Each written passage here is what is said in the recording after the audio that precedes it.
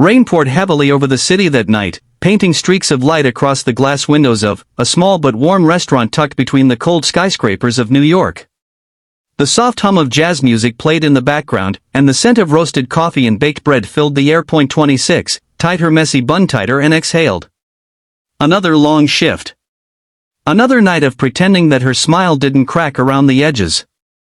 Table 9 wants extra napkins, Lena, her manager, called from behind the counter. On it, she replied, balancing 3 plates with the ease of someone who had done this 1,000 times. It was an ordinary evening until the doorbell chimed, and a tall man in a black suit stepped inside. Even from across the diner, Lena felt it, a strange shift, as if the air grew heavier. His presence demanded attention, but not in the arrogant way some rich men carried themselves. His was quieter. Broken. He was the kind of man whose eyes told stories no one dared to ask about. The other waitresses whispered his name. Is that Alexander Reed? The CEO of Reed Enterprises? Why would he come here? Lena blinked, confused. She had no idea who he was. To her, he just looked sad. 35, had not stepped into a small diner in years. Not since the night his wife, Elena, had smiled at him over pancakes and coffee, their last meal before she was gone forever in a car accident that tore his world apart. He hadn't smiled since. He hadn't lived since. But tonight, something drew him to this place.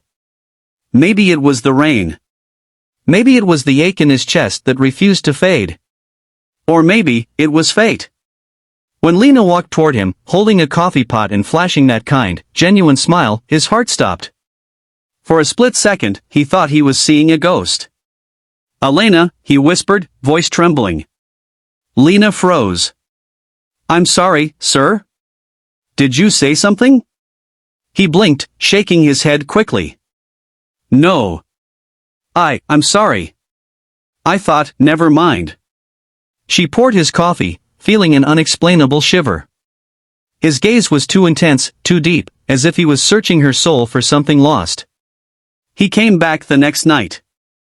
And the next. Always at the same time. Always alone. He never said much, just ordered the same thing, black coffee and pancakes, and stared out the window. But sometimes, when Lena laughed or brushed her hair back, his eyes softened in a way that made her chest tighten. One evening, after closing, she walked over to him and said gently, you know, pancakes taste better when you eat them, not just stare at them. He smiled, barely, but it was the first time he had in years. You remind me of someone, he murmured. Your wife, she guessed quietly. His eyes widened, shocked. How did you?